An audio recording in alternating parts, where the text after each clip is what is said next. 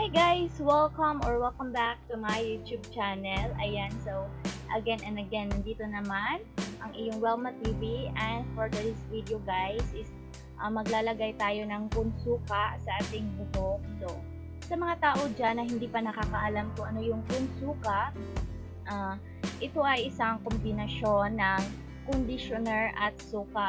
So, sa ngayon guys is gagamit tayo ng keratin. So, keratin conditioner. Ito yung gagamitin ko ngayon sa halagang 7 pesos. And, dato puti sa halagang 8 pesos. So, guys, the total is 15 pesos. So, 15 pesos lang guys at magkakaroon na tayo ng result na rebonded hair. So, ano pang hinihintay nyo guys?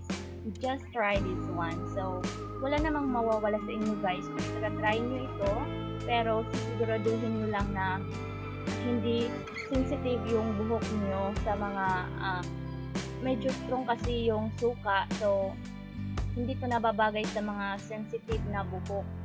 So ngayon guys, bago tayo magsimula, mag-shoutout muna tayo.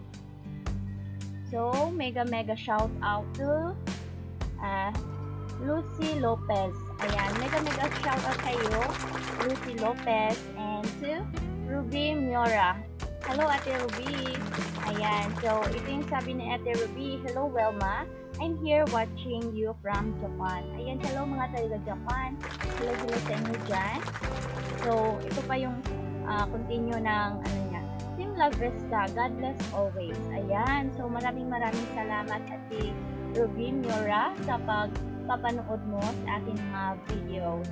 And ito pa guys, Gemma Halyurina. Ayan, mega shoutout sa iyo, Ate Gemma Halyurina. Hello sa iyo. And from Sarah Forte.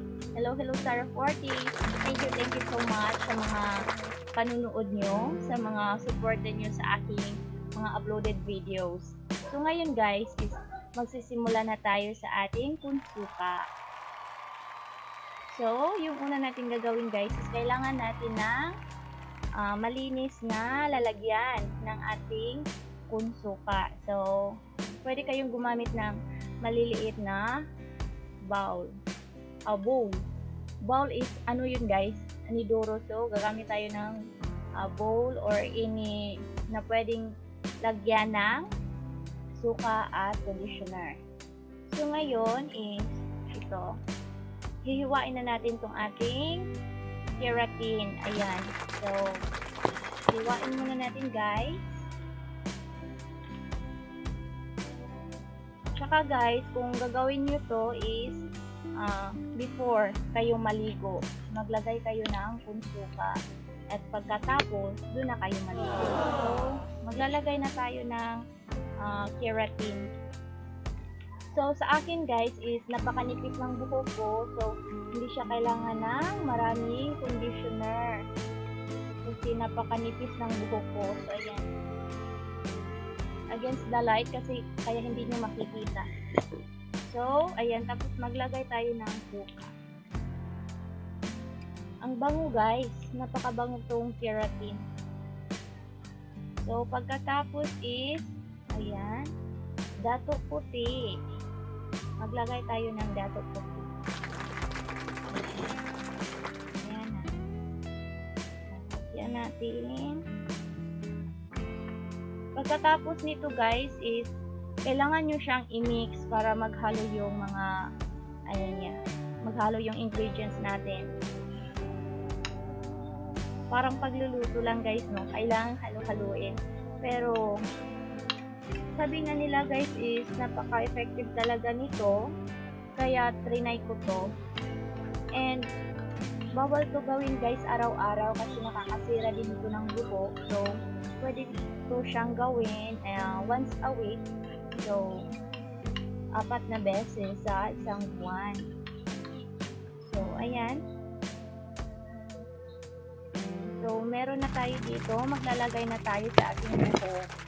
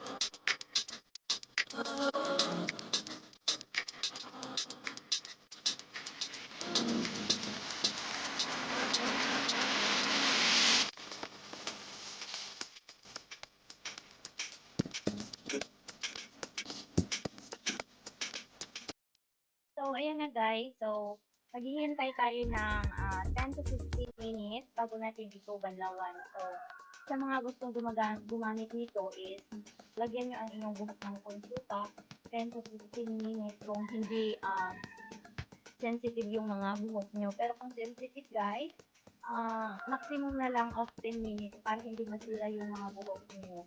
So, ito yung gawin nyo guys bago kayo maligo. Once a week lang itong gagawin o kaya 4 na beses sa isang buwan. So, sana guys is makatulong to sa mga taong may kulot na buhok o kaya frizzy hair na gustong magpa-straight, gustong mukhang naka-ribbon. So, ipapakita ko sa inyo mamaya guys ang resulta kapag tapos na akong maligo at tapos na itong i-dry yung buhok ko. So, makikita nyo na kung ano ang resulta nito. So, just keep on watching guys.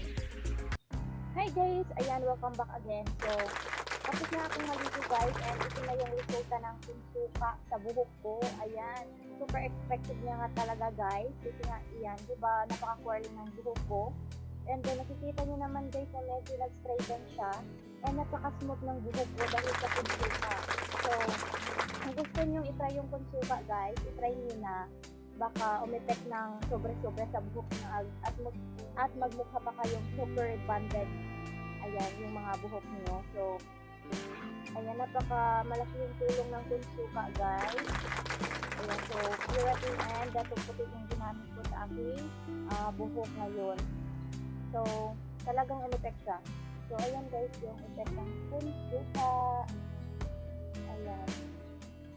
Maganda naman siya guys, napaka-smooth ng buhok ko at napaka-healthy kasi nga sa tulong din ng keratin kasi ang keratin is for dry and damaged hair. So yung buhok ko is napaka-dry talaga kaya gumamit ako ng kunsuka ngayon. So yung keratin is ideal for rebonded and color treated or frizzy hair. So tingin ko guys is meron ako lahat yun, yung frizzy hair, dry, damaged hair, meron ako lahat yun guys, kaya gumamit ako ng kunsuka ngayon para kahit konti lang is naman yung buhok ko, mag-shine naman siya at mag-straighten na konti. Kahit konti lang guys, diba masaya na tayo na.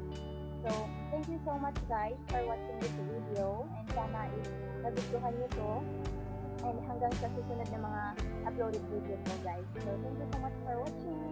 Bye bye and God bless you.